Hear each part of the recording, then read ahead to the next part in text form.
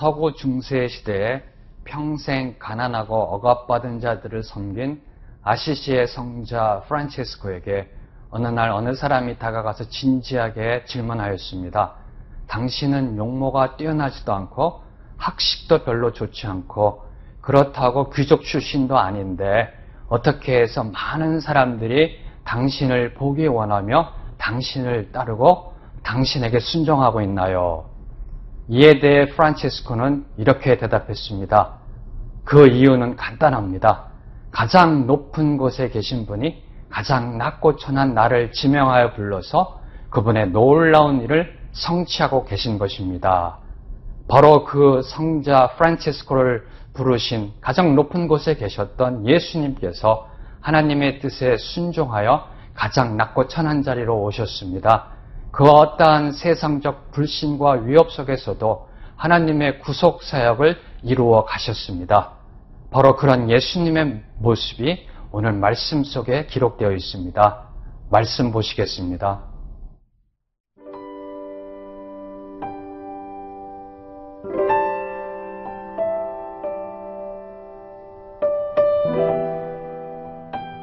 요한복음 7장 25절에서 36절 말씀입니다.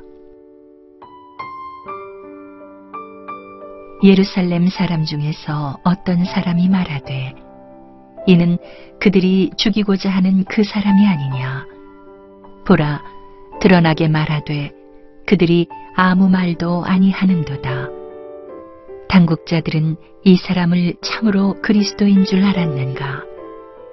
그러나 우리는 이 사람이 어디서 왔는지 아노라.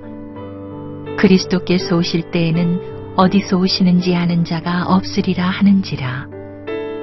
예수께서 성전에서 가르치시며 외쳐 이르시되 너희가 나를 알고 내가 어디서 온 것도 알거니와 내가 스스로 온 것이 아니니라. 나를 보내신 이는 참되시니 너희는 그를 알지 못하나 나는 아노니 이는 내가 그에게서 났고 그가 나를 보내셨음이라 하시니 그들이 예수를 잡고자 하나 손을 대는 자가 없으니 이는 그의 때가 아직 이르지 아니하였음이로라. 무리 중에 많은 사람이 예수를 믿고 말하되 그리스도께서 오실지라도 그 행하실 표적이 이 사람이 행한 것보다 더 많으랴 하니 예수에 대하여 무리가 수군거리는 것이 바리새인들에게 들린지라. 대제사장들과 바리새인들이 그를 잡으려고 아랫사람들을 보내니 예수께서 이르시되 내가 너희와 함께 조금 더 있다가 나를 보내신 이에게로 돌아가겠노라. 너희가 나를 찾아도 만나지 못할 터이요 나 있는 곳에 오지도 못하리라 하시니 이에 유대인들이 서로 묻되 이 사람이 어디로 가기에 우리가 그를 만나지 못하리요. 헬라인 중에 흩어져 사는 자들에게로 가서 헬라인을 가르칠 터인가. 나를 찾아도 만나지 못할 터이요 나 있는 곳에 오지도 못하리라 한 이 말이 무슨 말이냐 하니라. 예수님께서 예루살렘 성전에서 공개적으로 하나님의 말씀을 가르치시고 계신 것을 본 많은 유대인들 중에 특히 예수님을 죽이려는 음모를 알고 있는 사람들은 예수님께서 즉시 체포당하지 않는 것을 보고 혹시 유대 종교 지도자들이 이미 예수님을 메시아로 공인한 것은 아닌가 하면서 서로 반문하며 이렇게 이야기합니다. 예수님은 절대로 메시아가 아니다. 유대인들의 전통에 의하면 메시아는 사람들이 모르는 신비한 방법으로 이 땅에 온다라고 믿고 있었는데 예수님은 너무나 잘 알려져 있고 그의 출신과 배경도 알고 있기 때문에 예수님은 절대로 메시아가 될 수 없다라고 결론을 맺고 있습니다. 바로 이런 유대인들이 들었어야 할 격언 한 가지가 있습니다. 보는 것으로 인해 보지 못하는 경우도 있고 아는 것으로 인해 알지 못하는 경우도 있다. 보는 것, 듣는 것이 다가 아닌 것을 이 유대인들은 깨달았어야 합니다. 보이지 않는다고 바람이 존재하지 않는 것은 아닙니다. 들리지 않는다고 초음파가 존재하지 않는 것은 아닙니다. 사람들이 흔히 범하는 실수 중에 하나는 인간의 유한하고 제한된 이성과 경험 안에서 무한하신 하나님을 이해하고 알아가려고 하는 오만과 무지함입니다. 그럼 오늘 여러분은 예수님을 어떻게 알고 계시는지요? 요한복음 17장 3절은 저에게 이렇게 선포합니다. 영생은 곧 유일하신 참 하나님과 그가 보내신 자 예수 그리스도를 아는 것이니이다. 기억하십시오. 영생은, 구원은 하나님과 예수님을 아는 것입니다. 여기서 아는 것이란 단순히 지식적 정보만을 가리키는 것이 아닙니다. 예수님을 그리스도로 만나고 영접하고 그리고 인격적으로 알아가는 그 관계도 의미하고 있는 것입니다. 저희가 예수님을 인격적으로 알아가는 과정 속에 한 가지 주의해야 할 것은 예수님에 대한 나의 지식과 경험에 근거해서 신앙이란 이런 것이다라고 확신하는 어리석음입니다. 내가 아는 것이 확실하고 그것만이 정답이다라고 주장하게 될 때 그 기준으로 다른 사람들을 비판하게 되고 정죄하게 되는 범죄를 저지르게 됩니다.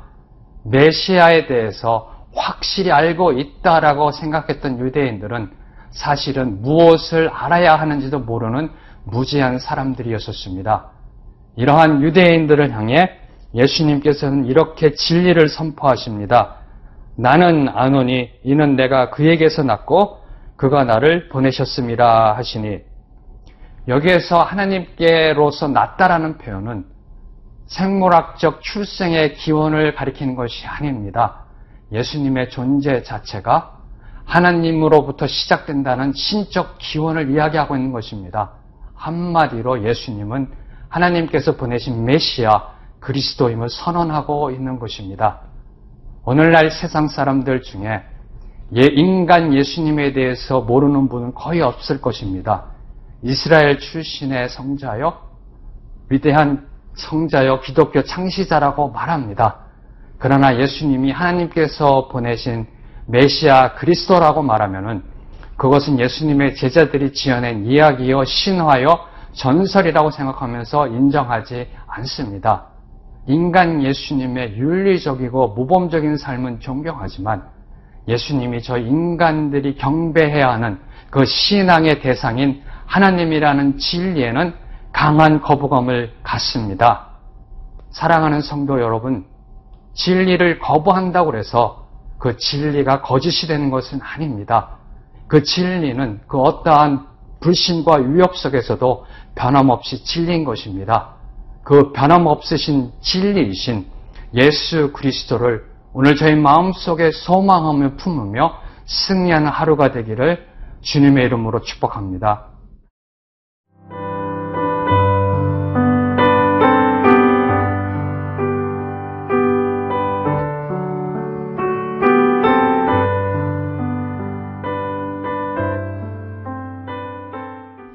예수님께서 하나님에게서 난 그리스도라고 선언하자 이에 분노한 유대인들은 예수님을 체포하려고 합니다.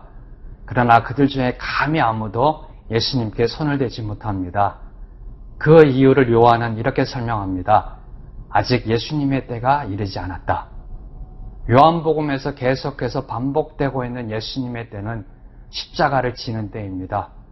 그러면 그 때가 이르지 않았다라는 뜻은 아직 십자가 질 때가 아니다라는 의미일까요?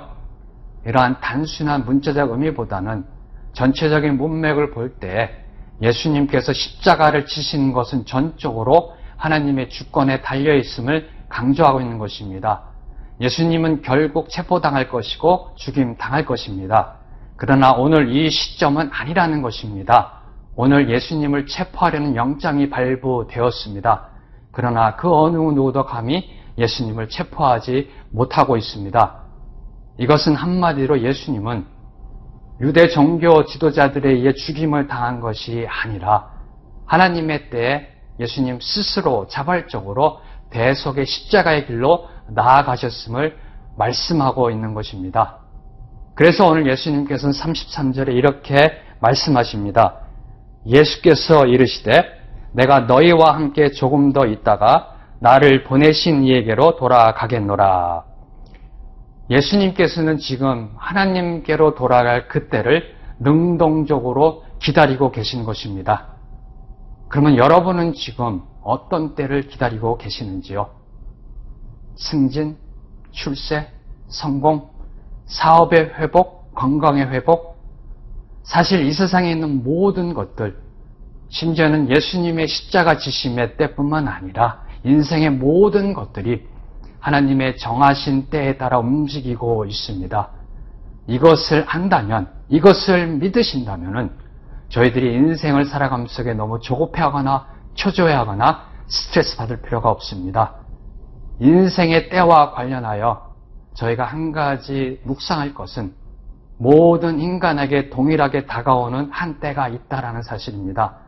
모든 사람에게 예외 없이 이르게 되는 그 때는 바로 육신적 죽음입니다. 그 때가 아직 이르지 않았다고 해서 그 때가 안 오는 것은 아닙니다. 그 죽음의 때가 이르렀을 때 여러분은 과연 어떤 모습을 하고 계실는지요?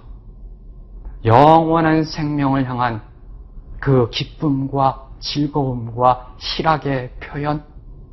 그러면 오늘 그 영생을 소유한 하나님의 백성으로 증거하며 사시길 소망합니다.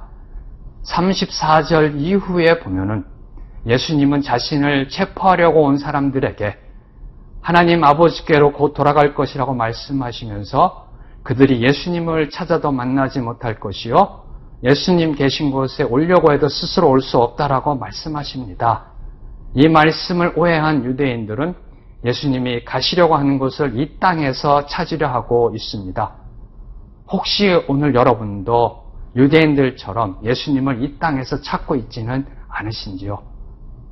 인간의 이성과 사상과 종교와 철학으로 인간 예수님만을 이해하고 있지는 않으신지요? 예수님은 인간의 몸으로 이 땅에 오셔서 십자가에 죽으시고 장사한 지 사흘 만에 부활하시어 하늘로 승천하셨습니다. 그러나 이것이 끝이 아닙니다. 성경 전체를 보면은 예수님과 관련되어 또 다른 때가 있는 것을 알 수 있습니다. 하늘로 올라가신 그 예수님께서 이 땅에 다시 오시는 때입니다.